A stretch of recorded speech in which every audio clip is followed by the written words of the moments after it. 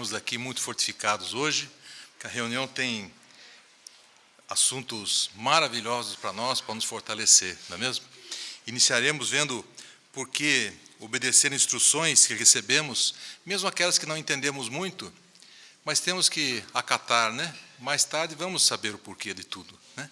A importância de nós obedecermos às instruções de Jeová, da sua organização, é também um sinal de lealdade nossa, né? Já em Faça Melhor no seu ministério, teremos 2 tipos de apresentação com o mesmo tema. Prestem atenção, interessante para usarmos isso no campo, né? É algo que realmente irá funcionar muito bem. E também no estudo bíblico, como vencer problemas que podem surgir no casamento. Será muito interessante essa parte.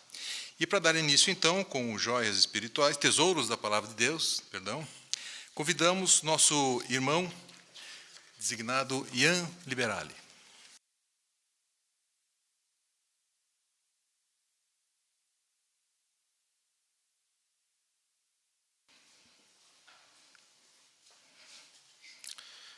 Como você agiria se recebesse uma ordem da parte de Jeová, mas fosse impedido, talvez por autoridades importantes, talvez por pessoas próximas, como amigos ou familiares?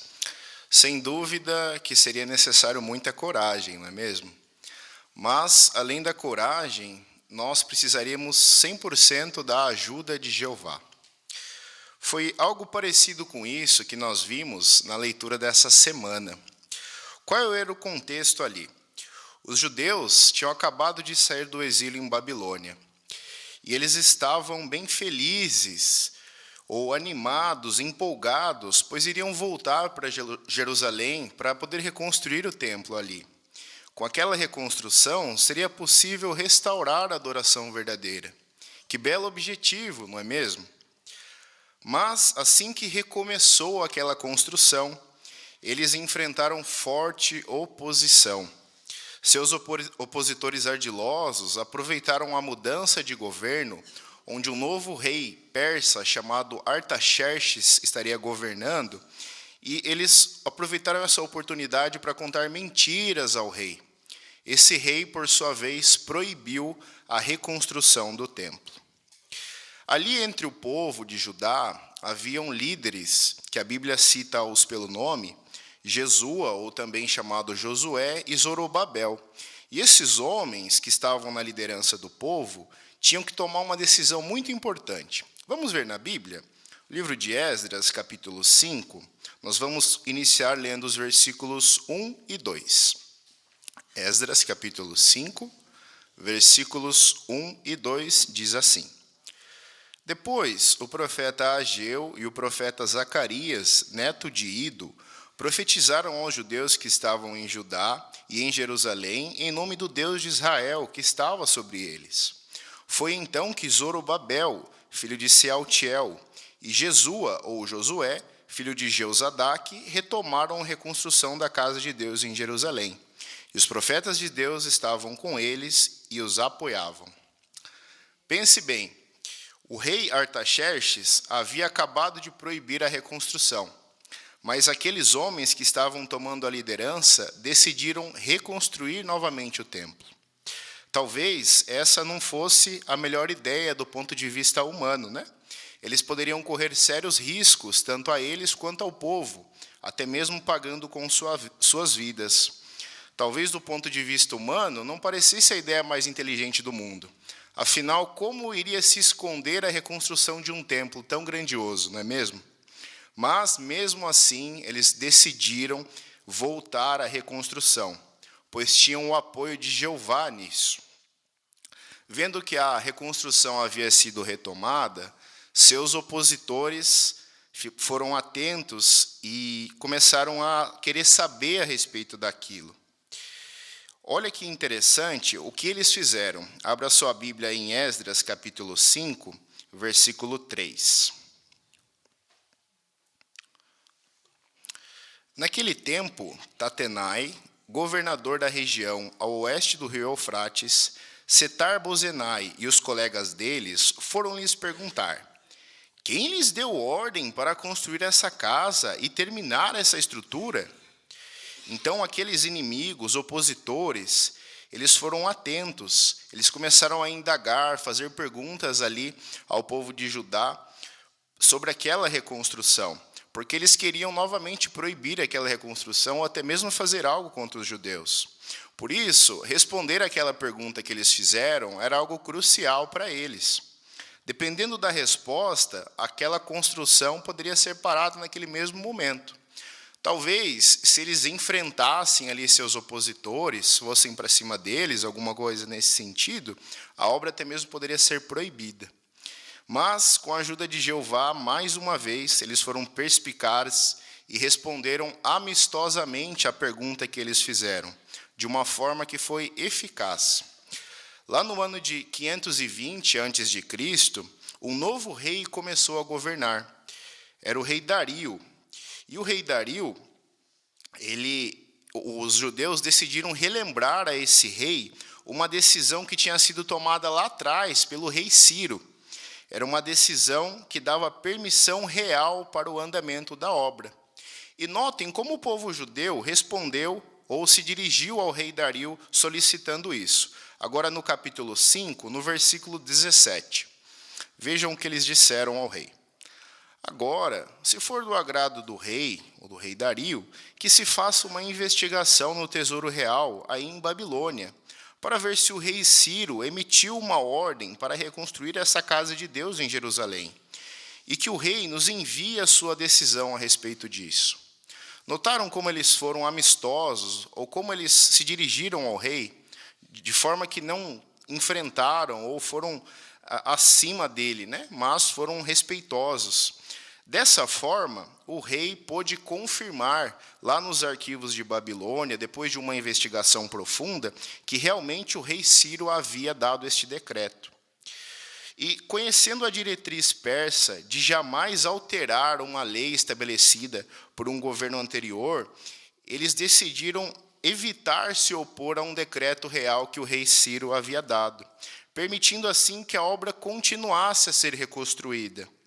E ele até mesmo deu um pronunciamento oficial, dizendo o tema, que é a parte que nós estamos fazendo aqui agora.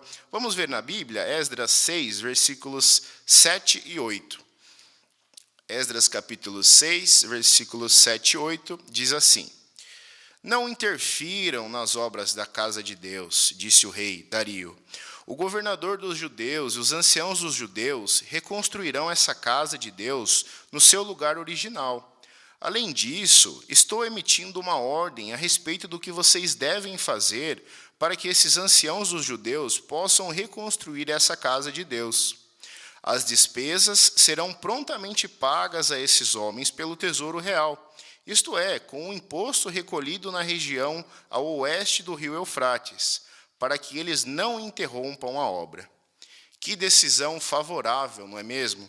O rei Dario, ele ordenou que os opositores parassem de atrapalhar a obra de reconstrução.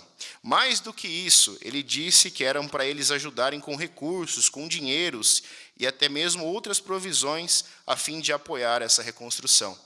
Qual foi o resultado? Em 515 a.C., a reconstrução foi concluída. O objetivo deles foi atingido. Mas o que nós, eu, você, todos nós, podemos aprender dessa lição importante que vimos essa semana? Há uma imagem aí na apostila que eu gostaria de pedir para os irmãos projetarem. Nessa imagem, vemos ao fundo um dos líderes do povo, talvez Josué ou Zorobabel, dando instruções a um judeu de como deveria ocorrer a reconstrução. E o judeu que está ali com ele está atento a essas instruções. Mas, ao fundo, nós vemos alguns trabalhadores também acatando as orientações que receberam da parte deles. Sem dúvida que, por eles obedecerem essas instruções, foi fundamental para que salvassem a vida deles. Na imagem à frente, nós vemos uma irmã que talvez está fazendo o seu estudo pessoal. E essa irmã, ela está meditando por meio das orientações que ela recebe de Jeová, através da Bíblia e do escravo fiel e prudente, de como Jeová abençoa o escravo fiel e prudente, assim como fez lá no passado com Josué e Zorobabel. E também como é fundamental que nós sejamos obedientes às instruções. Mesmo que essas instruções, talvez do ponto de vista humano, não pareçam ser as mais inteligentes, porque essas instruções, ou obedecermos a essas instruções, será vital que talvez nós possamos salvar as nossas próprias vidas também. Ainda na apostila, há uma pergunta para nós meditarmos. Diz assim: como esse relato da Bíblia nos ajuda a seguir as orientações daqueles que Jeová designou para tomar a liderança, mesmo que elas talvez sejam difíceis de entender. Então, medite sobre este ponto. Com certeza, se nós continuarmos a acatar e confiar nas orientações que nós recebemos da parte de Jeová, pela Bíblia e pelo escravo fiel e prudente, podemos ter certeza de que nada nem ninguém vai nos impedir de completar a nossa obra, Jeová. E quando ela estiver terminada, nós vamos poder colher a recompensa de viver para sempre.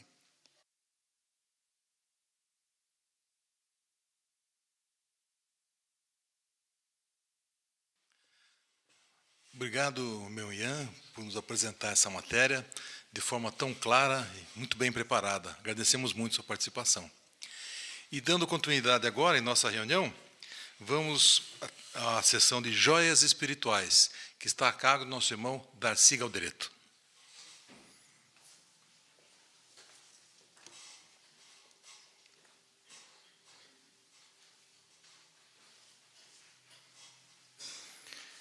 Em joias espirituais, provavelmente os irmãos devem ter achado pontos bem interessantes e motivador. Então, os irmãos estão provavelmente aí ansiosos para expressar os seus comentários e também as suas joias. Estamos agora analisando o livro de Esdras, capítulo 4 ao capítulo 6. E vamos começar trazendo atenção ao texto de Esdras, capítulo 6, versículo 13. Eu gostaria de ter uma leitora ou um leitor que pudesse ler para nós. Vamos ver aqui na frente a irmã Lídia.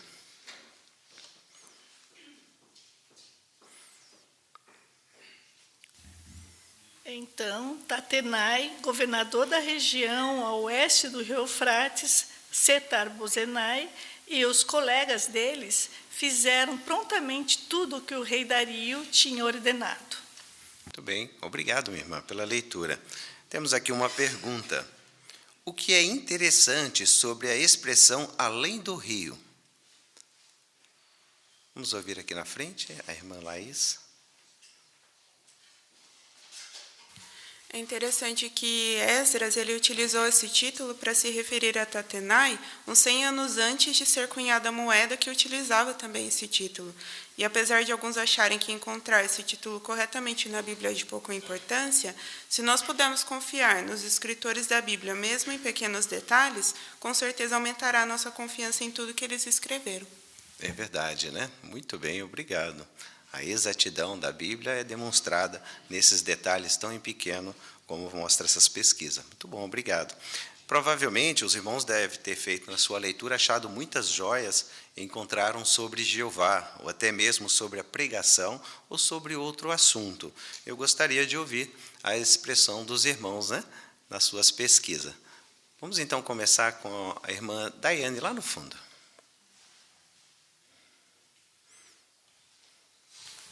Em Esdras, capítulo 4, versículo 1 ao 3, o fiel restante rejeitou uma oferta que significaria formar uma aliança religiosa com falsos adoradores.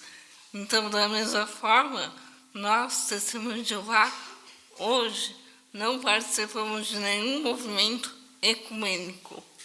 Muito bem, obrigado, irmã Daiane. Vamos ouvir do lado de cá a irmã Luana, por gentileza. Esdras 6:14 mostra que o povo se sentiu encorajado pelas mensagens proféticas. E eu também quero ter coragem para continuar falando de Jeová. Muito bom, irmã Luana, obrigado. O irmão Aleixo, por gentileza. Em Esdras capítulo 4, de 4 a 6, que mesmo sofrendo pressões de todos os lados, os judeus reconstruíram o templo de Jeová. Então, esse texto nos faz lembrar que hoje também enfrentamos pressões e zombaria de todos os lados. Mas, assim como aqueles judeus fiéis, nossa fé e coragem em Jeová, ou seja, não importa o que os outros falem ou fazem contra nós. O mais importante para nós é ter fé em Jeová e seguir em frente, louvando e santificando o nome dele. Muito bem, irmão Aleixo, obrigado. Aqui no meio, a irmã Magali. Esdras capítulo 4, quando os judeus saíram do exílio babilônico, ficaram entusiasmados com a reconstrução do templo. Entretanto, esse sentimento acabou logo por pressão de povos vizinhos e do embargo da obra por decreto oficial. Eles se voltaram para si mesmos e esqueceram de Jeová. Mas eles ainda achavam que não haviam perdido o amor fervoroso por Jeová e pelo interesse da adoração pura. Isso serve de alerta para nós. Com o passar do tempo, a verdade pode deixar de ser emocionante e de que não precisamos nos empenhar tanto no serviço de Jeová. Nos acomodamos e acabamos diminuindo o nosso ritmo. Para não cairmos nessa armadilha, devemos nos revestir da armadura espiritual e nos achegarmos a Deus em oração. Muito bom, minha irmã, com certeza, né? Vamos ouvir aqui no canto a irmã. Na biblioteca, né, na nossa biblioteca também traz uma pesquisa, né, de 2014, que algumas tabuinhas cuneiformes com o nome de Tatenai foram preservadas até hoje. E ali registra Tatenai como governador da região além-rio, ou a oeste do rio Eufrates, exatamente como citado em Esdras 5:3. Com certeza, meu irmão, obrigado, muito bem, né? Quantas mãos, né? Aqui no meio, o irmão Dário. No 5:2, diz que os profetas de Deus estavam com eles e os apoiavam. Era Ageu e Zacarias que tinham sido designados para animar o povo depois da reconstrução ter parado, né? E o resultado no 8 diz que foi entusiasmo. Eu fiquei pensando que aqueles que estão na dianteira, eles precisam se preocupar se a presença deles, se a companhia deles é animadora e gera entusiasmo nos irmãos do ministério. Excelente, muito bem. Do lado de cá, vamos ouvir a irmã Laís. Ainda em Esdras 4:4, pesquisando, a sentinela de 64 fala que as coisas não estavam fáceis para eles, né? Tanto que eles ficaram anos desanimados, né? E Jeová depois moveu Ageu a animá-los, né? Aqui fala que ele foi movido por Deus a dar alguns bons conselhos. E isso me encorajou de que Jeová também pode me usar para encorajar os irmãos, visto que nós estamos em tempos ainda mais difíceis. Muito bem. Obrigado, minha irmã Laís. Aqui na frente, a irmã Odete. O que me chamou a atenção ao fazer essa leitura foi a acusação falsa dos inimigos do povo de Israel que tentaram impedir a reconstrução do templo, né? Eles disseram ao rei, conforme Esdras 4, no versículo 13, que o povo não pagava imposto, nem tributo, nem pedágio, e isso seria prejuízo para o tesouro dos reis. Mas aí, quando eles acharam o decreto de Ciro, né, que era um decreto oficial autorizando a reconstrução, o monarca, então, acrescentou algo que nós já vimos no capítulo 6, de que a reconstrução seria bancada pelo tesouro real. Então, olha a inversão, né, da ordem das coisas quando Jeová age para defender seu nome e a sua adoração. Muito bem, é verdade mesmo. Lá no fundo, a irmã Natália.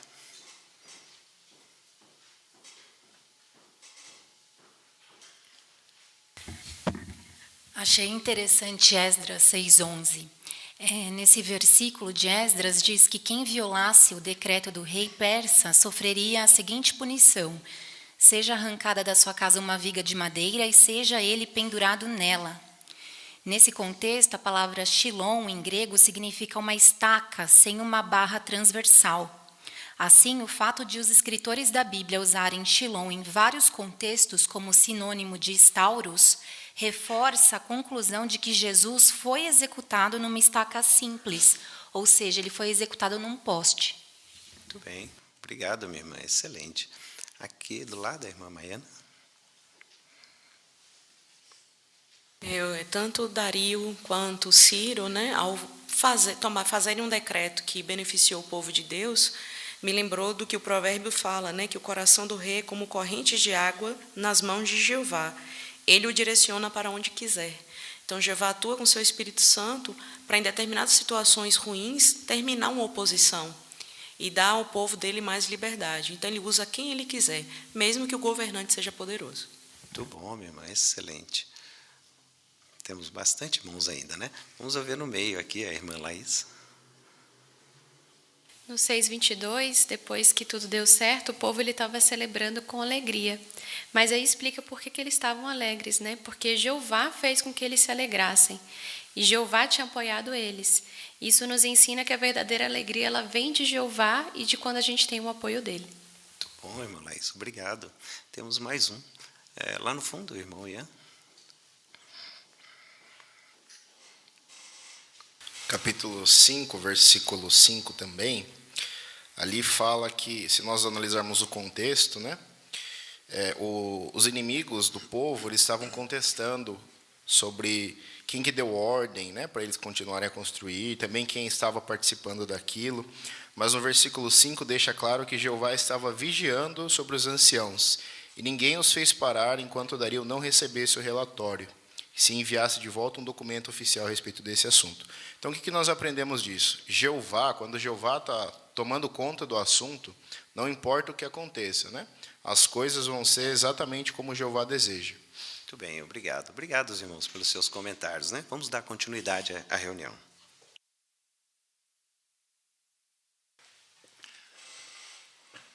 Obrigado, irmã Darcy, por conduzir essa parte para nós, tão importante, não é mesmo? E também às 12 joias espirituais que os irmãos destacaram para nós. Dando continuidade agora, então, com nossa reunião, temos a leitura da Bíblia, que nós vamos ler o livro de Esdras, capítulo 4, versículos de 8 a 24. E quem fará isso para nós? Nosso irmão Wilson Felipe. Vamos dar atenção. Reum, o principal oficial do governo, e Sinsai, o escrivão, escreveram uma carta contra Jerusalém ao rei Artaxerxes, conforme segue.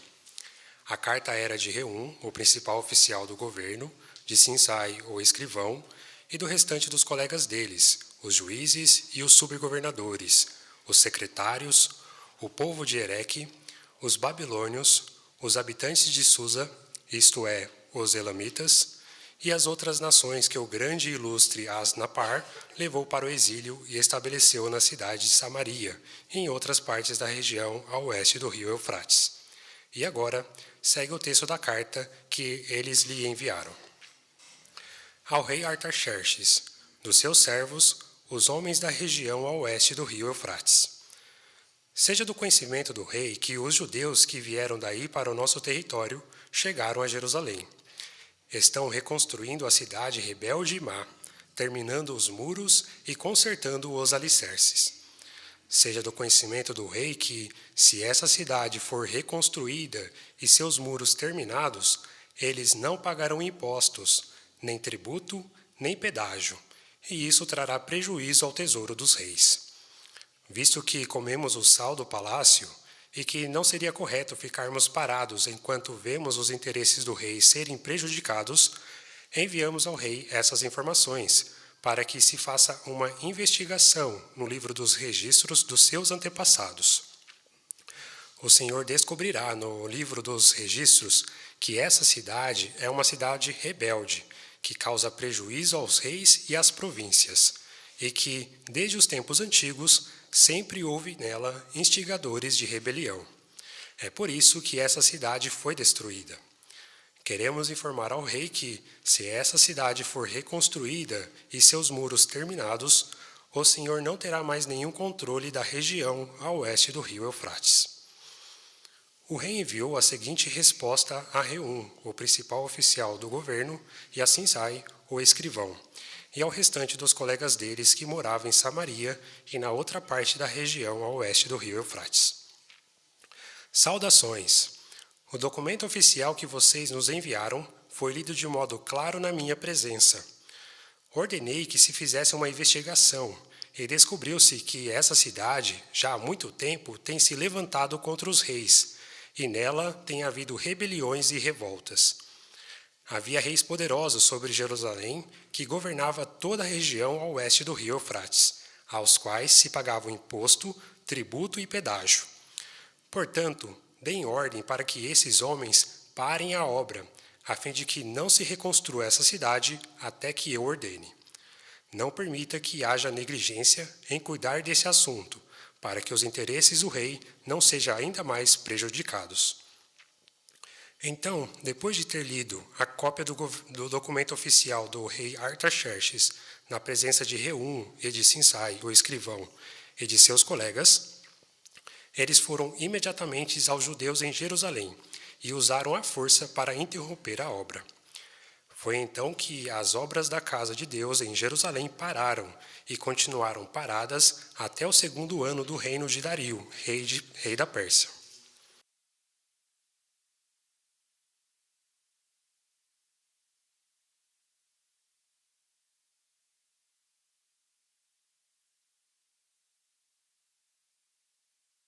Por a sua leitura muito bem feita, muito bem preparada, né? E estava analisando aqui as suas instruções no nosso livro Melhor, era a lição número 5, leia de modo correto. E você fez isso perfeitamente, usando todos os ênfases necessários, pontos, vírgulas, palavras de maneira correta também. E isso é muito importante, porque quem nos ouve entenda bem aquilo que nós estamos dizendo, tenha o verdadeiro sentido de tudo aquilo que estamos tentando transmitir para ela, para a pessoa, né? E o irmão fez muito bem isso, né? Agradecemos muito a sua participação. Agora vamos dar início a Faça Melhor no seu Ministério. E para isso assistiremos um vídeo e duas perguntinhas teremos ali. Vamos dar atenção ao vídeo.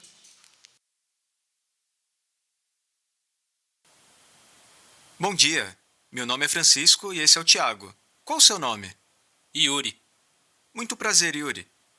Queria saber sua opinião sobre uma pergunta a respeito de Deus. Deus? Eu não acredito mais em Deus. Temos uma perguntinha. O que você diria para conseguir continuar essa conversa? Irmã Laís.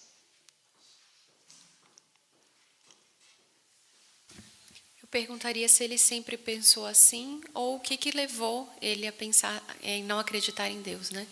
Muito bom, ele ficaria bastante à vontade, né? Mais alguém? Teria uma outra ideia de como fazer? Muito bem, vamos dar continuidade ao vídeo então. Muitas pessoas também não acreditam que Deus existe.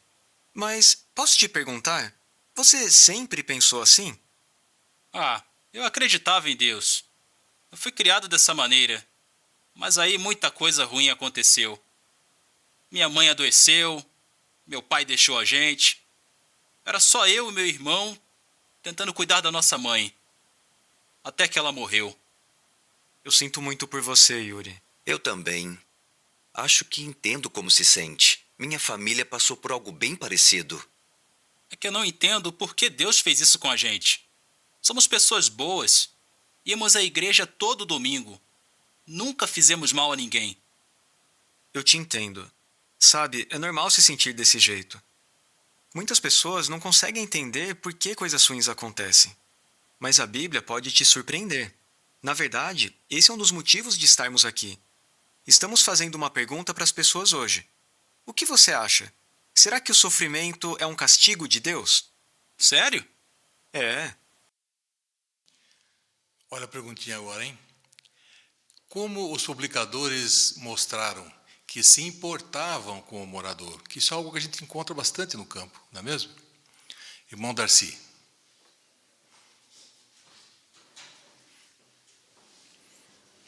Primeiro eles já começaram fazendo uma pergunta, por que ele se sente assim, né? Ouvir dele, a opinião dele, por que ele está passando por isso. Depois eles se colocaram na situação dele, expressando que entende, lamenta, até o irmão que estava do lado também expressou um sentimento de que é algo triste realmente. Não tenha dúvida, nós mostramos que entendemos a situação dele, né? Pelo aquilo que ele passou, e respeitamos, né? sua vontade, né? Aquilo que ele está pensando naquele momento, não é mesmo? Muito bem, vamos continuar?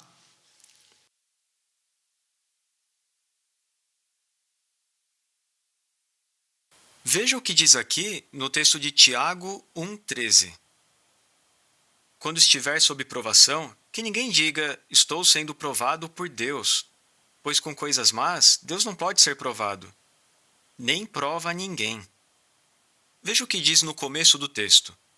Quando passamos por problemas, podemos achar que isso é um teste de Deus para nós.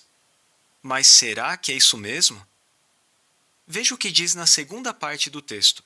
Não concorda que se Deus existe, ele não pode ser testado com coisas ruins? Concordo. Isso seria impossível. É verdade. E no fim do versículo, a Bíblia nos dá que garantia? De que Deus não nos prova com coisas más? Exato. Então, o sofrimento não é culpa de Deus. Na verdade, outra coisa ou pessoa está por trás disso. Na próxima vez, podemos responder à pergunta: por que sofremos? Tá certo. Muito bom, né? Sempre encontramos esse tipo de pessoas com essas dúvidas, com essas convicções no campo, né?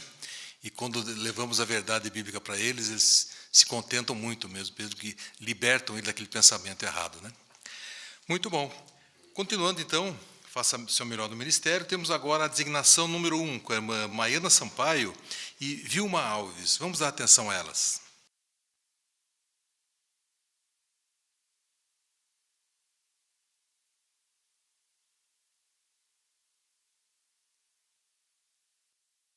Por interromper suas atividades e me atender. Eu prometo que vou ser breve.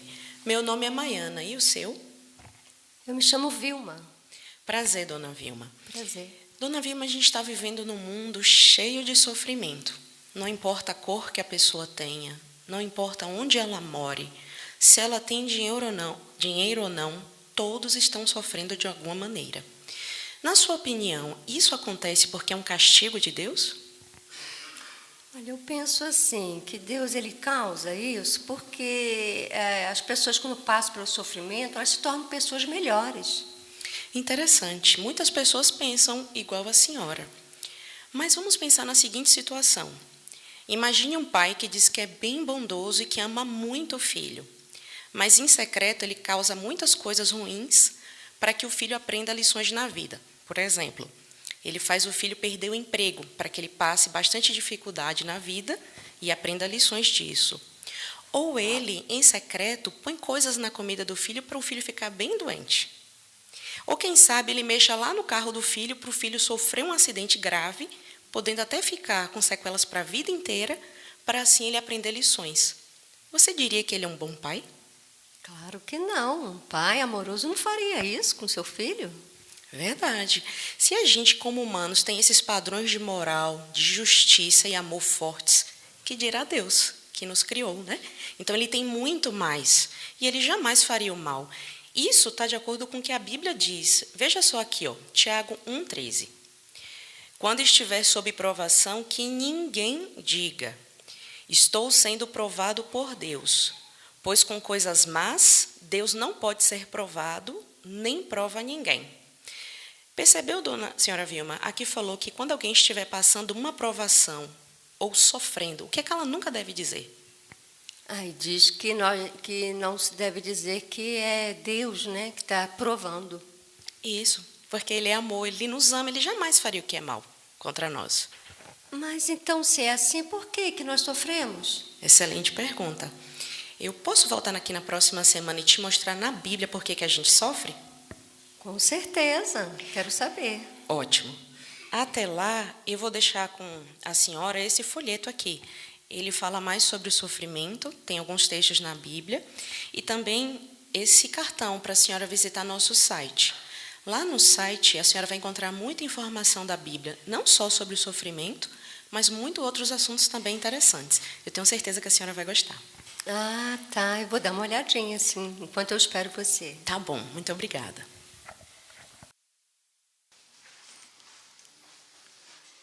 Que pai humano terrível esse, hein?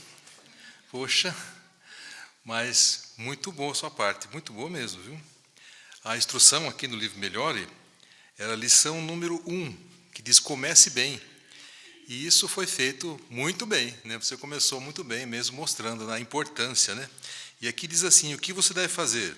Logo de início, fale algo que chame a atenção das pessoas. Deixe claro qual é o assunto e mostre por que o assunto é importante para ela. E isso ficou muito claro, não é mesmo? Com o exemplo que você deu, mostrando a diferença desse pai humano, né? Com o Jeová, quer dizer, a diferença da água para o vinho, como dizem, né? Mas deu muito bem. Obrigado por ter cumprido com sua designação, a irmã Vilma também, com sua ajudante. Continuando agora, então, a segunda designação tem o mesmo tema, mas uma abordagem diferente. E está a cargo da irmã Lídia Luz e a irmã Júlia Felipe. Vamos dar atenção a elas.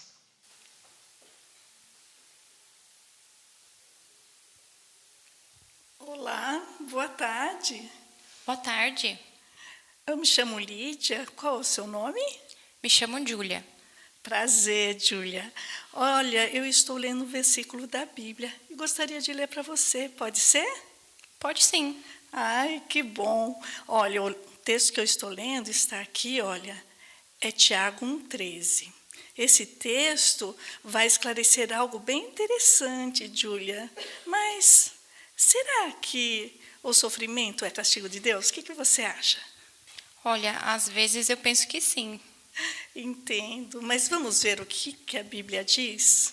Olha só, Tiago, capítulo 1, versículo 13, diz assim: quando estiver sob provação, que ninguém diga, estou sendo provado por Deus, pois com coisas más, Deus não pode ser provado, nem prova a ninguém. Notou, Júlia? Aqui o texto menciona que a provação não vem de Deus. E então Deus não é responsável pelas essas coisas ruins que acontecem, né? E também aqui diz que Deus não induz as pessoas a fazer o que é errado. E também ele não vai testar uma pessoa por criar uma situação, né, que leve a fazer coisas más. Não é assim? Sim, verdade. Então, não é maravilhoso saber que nós temos um Deus que não castiga ninguém e que nem causa sofrimento? Sim, verdade. Chega a dar até um alívio, né?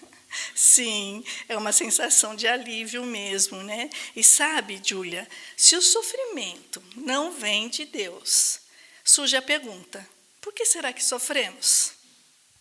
Olha, é uma boa pergunta. Gostaria de saber a resposta? Eu gostaria muito, mas o duro é o meu tempo. Eu trabalho, estudo também.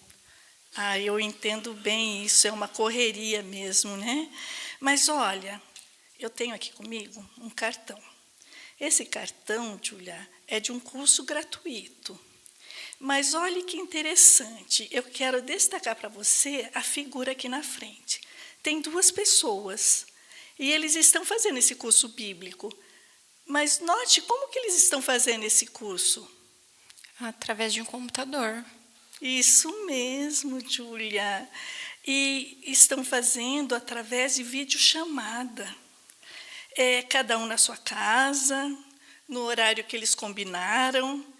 E está dando tudo certinho, tá vendo? O que você achou? Legal, não é? É diferente. Olha só, Júlia. O que você acha? É uma situação diferente, mas muito atraente. Fazer dessa forma.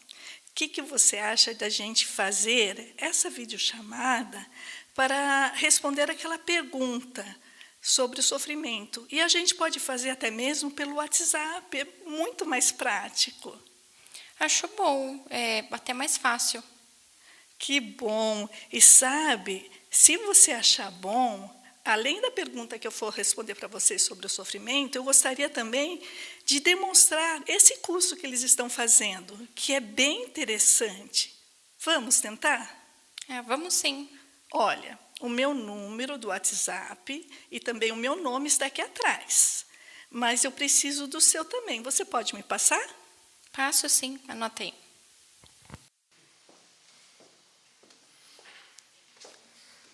Muito bom, irmã Lídia, também Júlia. Agradecemos muito a participação de vocês, foi muito ilustrativo, né? E vocês estavam sendo observadas pelo no livro melhor, lição 9.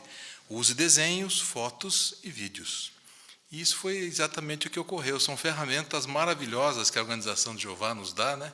Nos disponibiliza para que possamos ter êxito com as pessoas com quem conversamos, né? E aí parece que até já saiu um estudo bíblico, né? Pelo que vai acontecer, logo essa revisita já virou um estudo bíblico.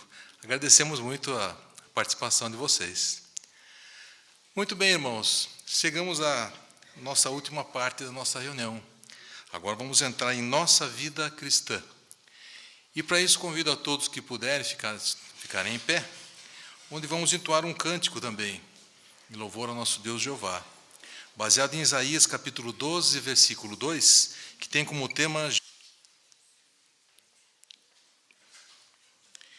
Possivelmente, dentre todos os apóstolos de Jesus, Paulo foi aquele que ficou mais vezes preso por causa das boas novas.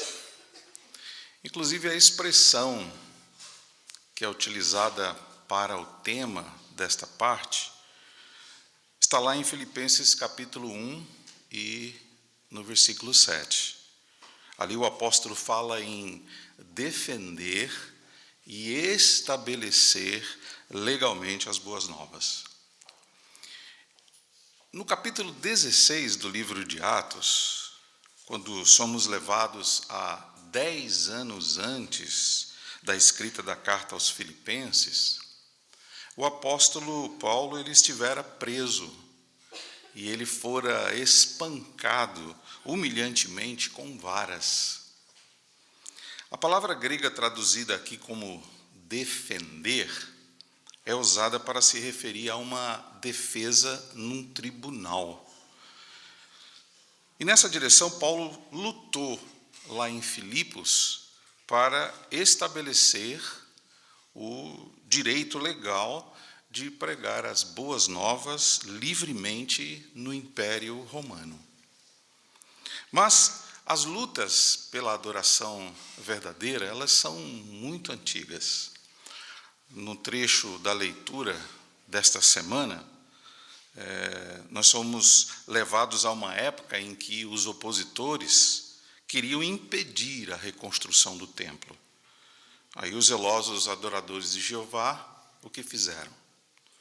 Então aprendemos que eles buscaram os seus direitos para continuar a construção. Hoje, um departamento jurídico foi criado em 1936, na sede mundial. E este departamento, ele organiza os esforços para defender legalmente as boas novas, para que se defenda os interesses do reino de Deus. Quais são os benefícios disto? Como a obra de Jeová e a obra que o seu povo faz, como é que nós somos beneficiados? Então vamos ver um vídeo agora, e esse vídeo vai explicar detalhes muito interessantes, e depois nós vamos fazer algumas perguntas relacionadas com o vídeo para os irmãos. Demos atenção a ele.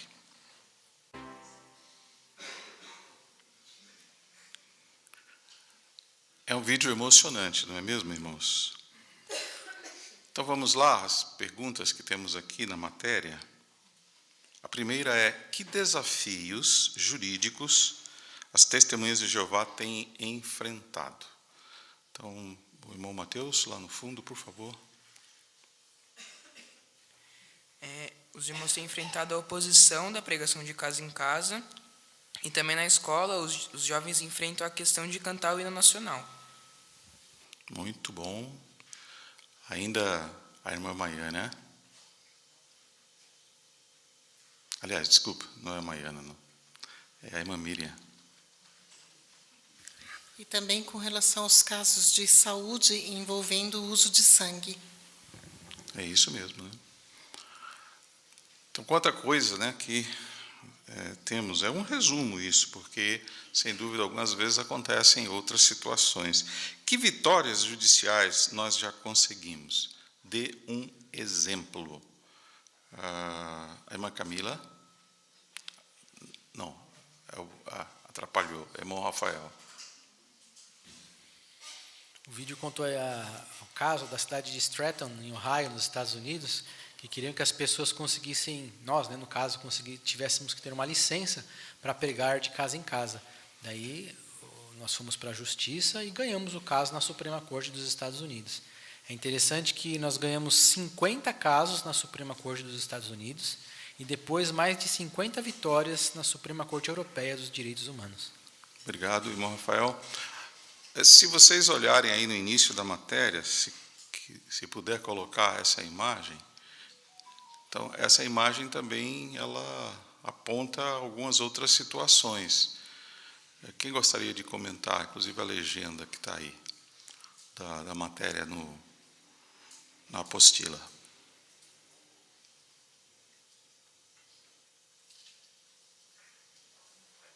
Irmão Carlos?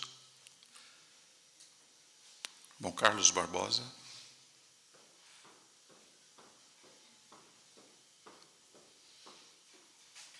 Por exemplo, aí logo à esquerda abaixo tem uns irmãos na Coreia do Sul que na época de prestar o serviço militar, eles tinham que ficar presos, porque não tinha o serviço alternativo. E logo à direita abaixo também tem uns irmãos na Rússia que tiveram que passar por isso também.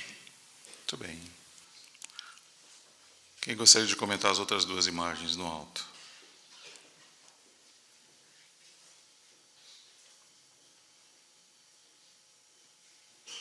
Irmã Camila? Não, irmão Rafael.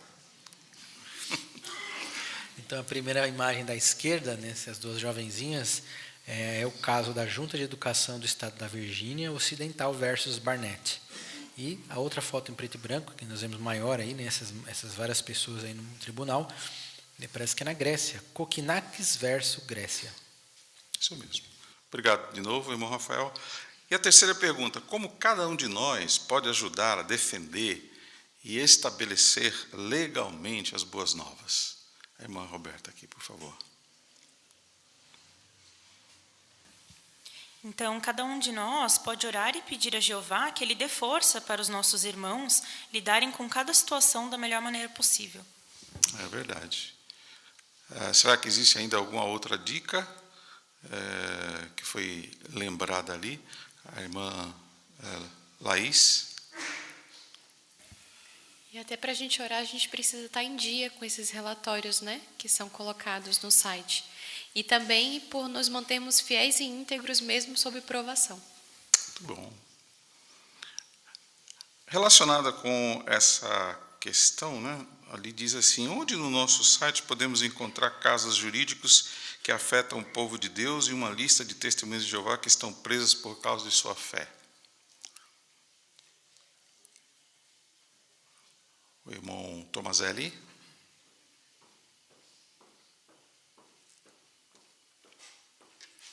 Naquela divisão sobre notícias, né, nós podemos ter informações de nossos irmãos em toda a terra que estão enfrentando, né, casos de prisões, casos em tribunais, né, também.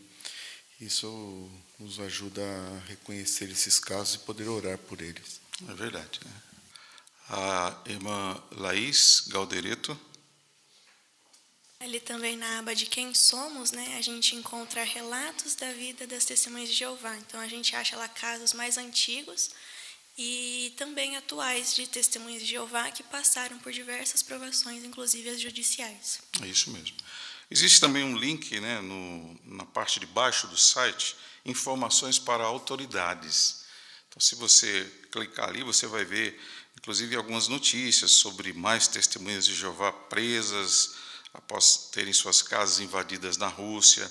Tem também algumas situações como processo contra testemunhas de Jeová em Tangarog, na Rússia, e muitos outros. E no final aqui, irmãos, existe uma nota. Queria que alguém lesse essa particularidade que tem aí embaixo. O irmão Sandro. Se enquanto você estiver participando em alguma forma do ministério, uma autoridade disser que você está violando a lei, não tente resolver o assunto por conta própria, insistindo que tem o direito de pregar. Você deve obedecer prontamente e de modo educado. Se quem pedir para você parar de pregar for um policial, obtenha com jeito o nome dele e os dados da delegacia a que ele pertence, se possível. Daí, informe imediatamente aos anciãos e eles vão entrar em contato com Betel para obter mais informações. Obrigado, irmão Sandro. Obrigado também a todos os que deram a sua colaboração. E somos também muito gratos, né, ao corpo governante que gerencia um assunto tão importante e que dá segurança jurídica, né, ao povo de Jeová, também aos diversos assistentes desse corpo governante nas comissões de filial do mundo inteiro. Sem dúvida alguma, somos muito beneficiados por esse lindo esforço dos apoiadores do reino.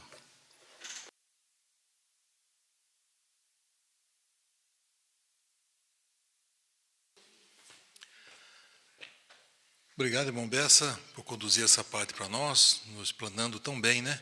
Dando assim uma visão geral do departamento jurídico da Testemunha de Jeová, que foi criado em 1936, né? Foi lá que a organização criou. Para dar continuidade agora, temos o estudo bíblico de congregação, que vamos à lição 49, o ponto 6, que está a cargo do nosso irmão Ricardo Gaudi.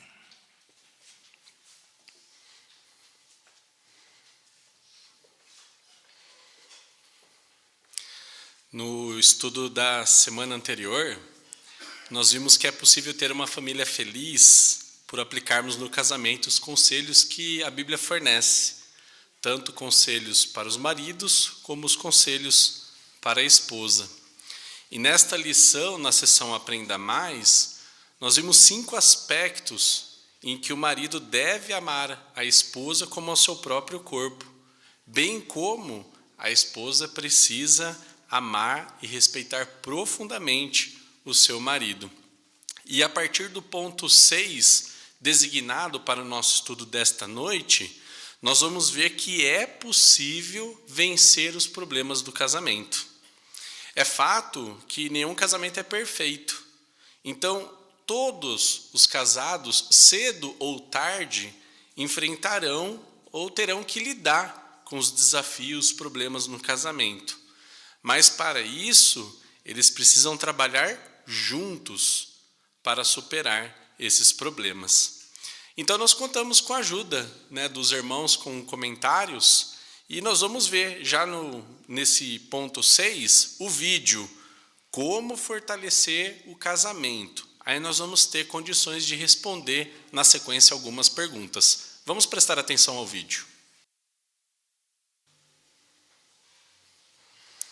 Então, no vídeo, o que mostra que o casal estava se afastando um do outro? O que o irmão ou a irmã percebeu? Vamos ouvir o irmão Samuel, por favor. Deu para ver no vídeo que quando o filho decidiu ir apoiar um território isolado, os dois acabaram se afastando e a mãe começou a perceber, porque ela ria mais quando o filho, eles riam mais, e ela viu que o casamento depois começou a se afastar quando o filho foi embora. Isso. O que ficou evidente no vídeo que isso começou a acontecer? Os irmãos perceberam? O irmão Gabriel, por favor. Eles começaram a não ter uma comunicação, né, dentro ali de casa, e quando havia não era uma comunicação saudável, né, era uma discussão, cada um fazia uma coisa, embora estavam juntos, e eles não sorriam mais, né, então sinais de que eles estavam se separando realmente. Isso ficou tão evidente que alguém percebeu no vídeo? Quem que percebeu que estava estranho ali? O irmão Antônio?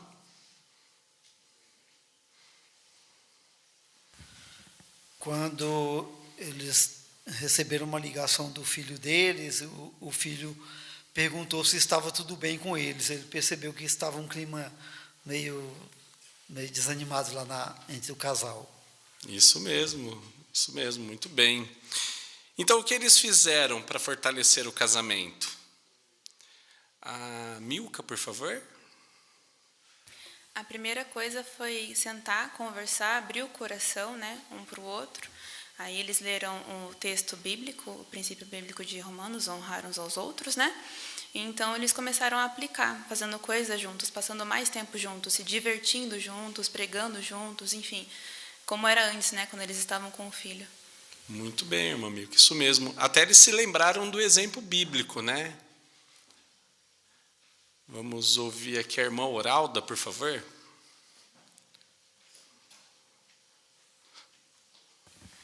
Então, eles passaram a meditar no exemplo, né, de Sara e Abraão. E aí eles se deram conta, né, de que eles não estavam realmente como um casal, né? Então, eles passaram a melhorar, fazer as coisas juntos. Exatamente, né? Obrigado, irmã Oralda. A irmã Laís ainda, por favor. Eles tentaram aplicar o exemplo de Sara e Abraão e se esforçar para fazer o que a Bíblia diz, né? Porque eles consideraram que a Sara e Abraão também não tinham um casamento perfeito, né? Mas eles se preocupavam um com o outro em ver a necessidade um do outro e se unir ainda mais, né? E conforme o vídeo foi passando, a gente viu que isso deu certo e que no final eles se uniram tanto que até descobriram coisas um sobre o outro que eles nem sabiam ainda. Exatamente, né? Percebeu que coisas eles fizeram juntos no vídeo? Os irmãos perceberam, se lembram? Que coisas que eles fizeram junto? Irmão Richard, por favor. Então, quando eles começaram a passar mais tempo juntos, eles não faziam só o trabalho de pregação, mas começaram a se divertir juntos, a passar tempo, a dançar, andar de bicicleta. Então, foi um tempo de valor. E isso, né? Se esforçaram até o alvo de sair de pioneiros juntos, né? Muito bem, isso mesmo.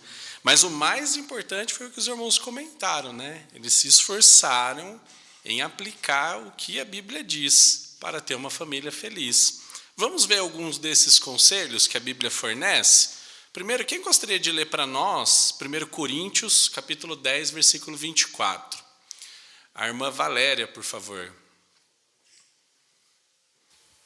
Que cada um persista em buscar não a sua própria vantagem, mas a da outra pessoa. Obrigado, irmã Valéria. Vamos ficar com esse texto em mente. E agora, Colossenses 3,13. Quem gostaria de ler?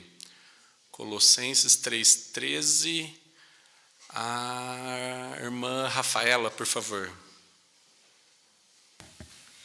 Continuem a suportar uns aos outros e a perdoar uns aos outros liberalmente, mesmo que alguém tenha razão para queixa contra outro. Assim como Jeová os perdoou liberalmente, vocês devem fazer o mesmo. Isso, obrigado pela leitura. Então, com esses conselhos, como eles podem fortalecer o casamento?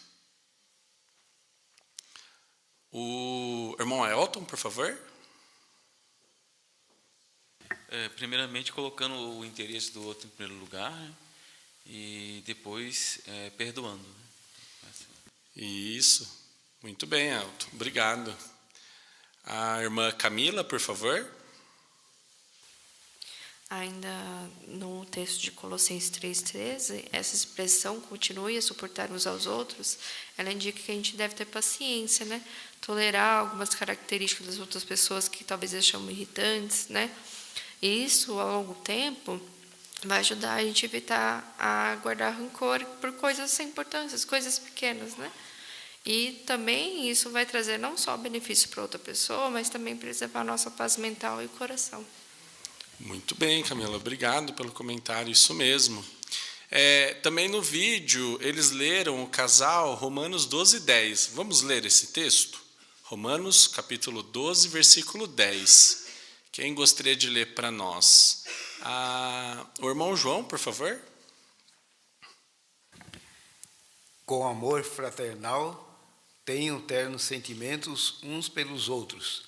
Tomem a iniciativa em honrar uns aos outros. Obrigado, irmão João, pela leitura. Então, será que o marido ou a esposa, de acordo com esse texto, só vai mostrar honra depois que o outro mostrar primeiro?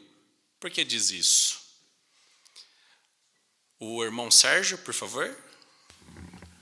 Não, porque o texto incentiva a tomar a iniciativa de honrar uns aos outros. E quando comparamos ele com o texto anterior, que mesmo se alguém tiver razão para queixa, a pessoa deve mostrar um amor fraternal, então não deve aguardar circunstâncias apropriadas, deve-se tomar iniciativa. Muito bem, Sérgio, isso mesmo, obrigado. Ainda, vamos ver. A irmã Laís, por favor. E é interessante que a primeira coisa do versículo é com amor fraternal, né? Se o casal, ou uns pelos outros, né, tem o amor fraternal, a iniciativa já vem, né? Porque a gente vai querer honrar o outro por amor. Exatamente, Laís, isso mesmo, obrigado. O irmão Edilson Otos aqui na frente, por favor. E até aqui no livro diz que mostrar honra, né, ao cônjuge, ela fala que nós temos que mostrar bondade e respeito. E a bondade vai muito além de ser uma pessoa bondosa, fazer aquilo que aos olhos parece ser bom, mas assim, nós queremos o bem-estar, né, do nosso cônjuge. Muito bem, Edilson, obrigado. Olha que interessante, irmãos, neste versículo 10 do capítulo 12 de Romanos, lá na Bíblia de Estudo, em Tome a Iniciativa diz o seguinte, que significa literalmente ir antes. E aqui se refere a um forte desejo de honrar outros. Ainda menciona que nas culturas grega, judaica e romana, as pessoas em geral faziam de tudo para serem honradas. Mas aqui nesse texto, o apóstolo Paulo fala que os cristãos deviam fazer exatamente o contrário. Ou seja, eles deviam fazer de tudo para honrar e respeitar os outros. Na verdade, alguns sugerem que essa expressão passa a ideia de que os cristãos deviam tentar superar uns aos outros em honrar o próximo. Então, no casamento, isso é bem evidente, né? Então, se o cônjuge tomar a iniciativa de resolver os problemas, a consequência, com a ajuda de Jeová, aplicando os princípios bíblicos, sem dúvida, é igual ao que nós vimos no vídeo. Ainda tem uma parte, né? Algumas pessoas dizem, as coisas mudaram no meu casamento. A gente se afastou um do outro. Como você explicaria que a Bíblia pode ajudar nessa situação? Que nós vimos no estudo do que a Bíblia pode ajudar num argumento desse.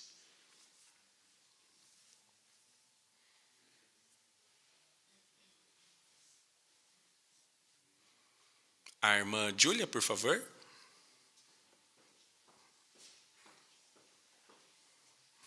Eu usaria o versículo que nós vimos hoje de Colossenses 3,13, aconselhando, né, para continuar a suportar, perdoar liberalmente, assim como Jeová faz por nós, né? E usaria para ajudar a aplicar, né? Mostraria que tem vários textos que ajudam a ter dicas práticas para ajudar no casamento. Isso, Júlia, muito bem. O irmão Gabriel, por favor. Assim como no vídeo, né, também mostrar para a pessoa que a Bíblia tem exemplos de casais exemplares do passado, né, como Abraão e Sara, e seus próprios filhos e netos também, que tiveram relações exemplares com suas esposas, e as boas condutas, né, tanto deles como delas, podem ser imitados e devem ser imitados pelos cristãos. Muito bem, Gabriel, isso mesmo. O irmão Carlos aqui na frente, por favor.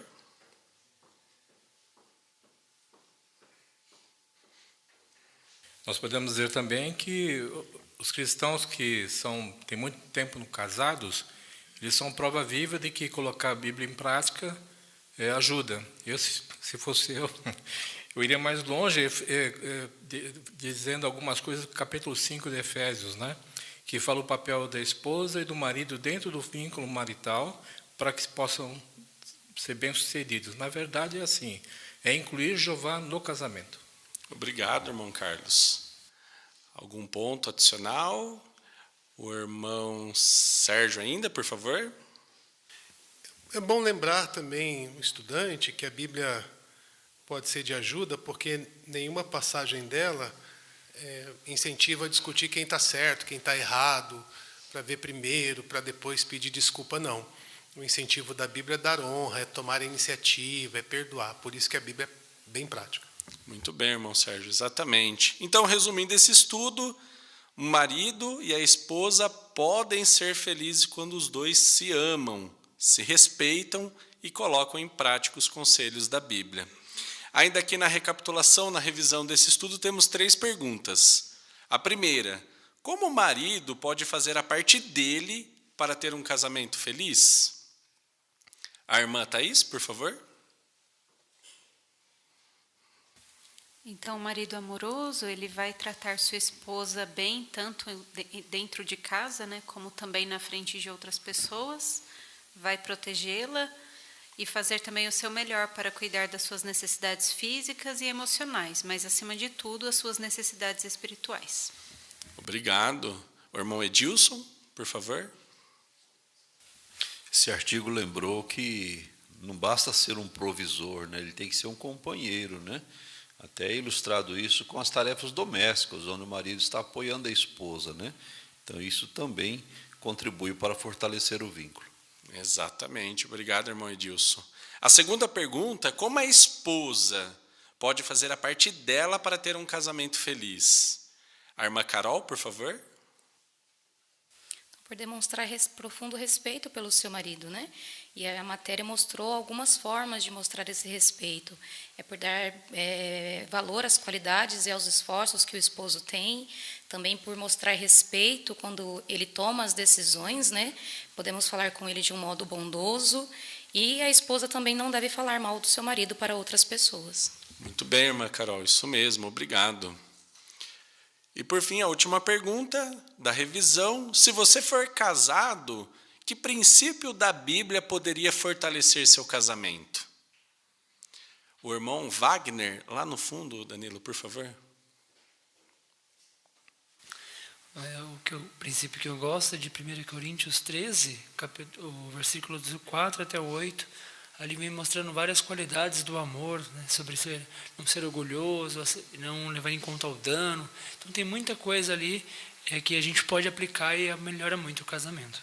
Isso mesmo, Wagner. Obrigado. A irmã Laís Alves, por favor. O de 1 Coríntios 10, 24 também é muito bom, porque ensina da gente não buscar a nossa vantagem, mas a da outra pessoa. E a gente vive num mundo tão egoísta em que as pessoas falam que primeiro eu, né? E elas fazem isso até no casamento, mas a gente sabe que o segredo para um casamento cristão é o contrário, colocar os interesses do outro à frente do nosso. Muito bem destacado também, Laís. Obrigado. Isso mesmo. Ainda aqui tem um quadro, tente o seguinte. Qual foi a sugestão que está dando aqui? O que gostaria de destacar essa sugestão? O irmão Lucas, por favor. Então, o primeiro ponto aqui diz que se o estudante for casado, aconselho ele a ler com o marido ou esposa um dos artigos sobre casamento no site jw.org. É isso, e temos bastante ali matérias, né, irmãos? O site é recheado de orientações e instruções, né, para aqueles que são casados. Muito bem, irmãos, nós apreciamos bastante a participação, né, dos irmãos com comentários bem preparados e muito edificantes.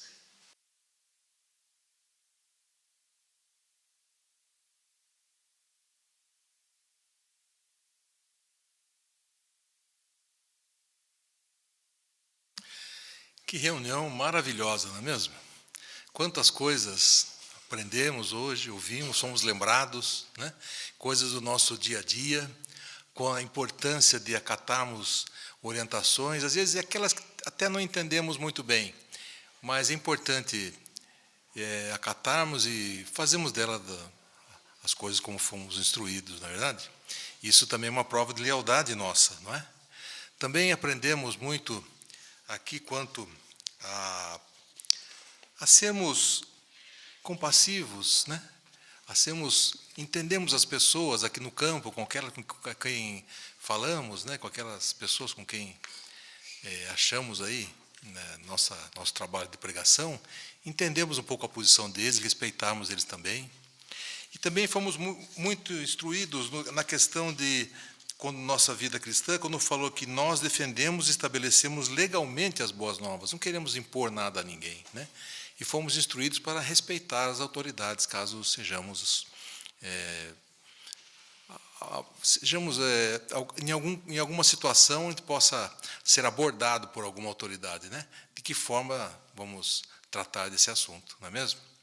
Também na próxima semana teremos assuntos importantíssimos, né? E, em especial, a nossa leitura de Esdras vai mostrar que ele permitiu que a palavra de Jeová tocasse seu coração, que fizesse dele alguém fiel, que influenciasse a sua vida, o seu modo de agir. Muito importante, né?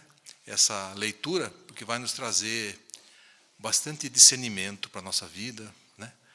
Para todas as coisas, todos os seus aspectos. Gostaria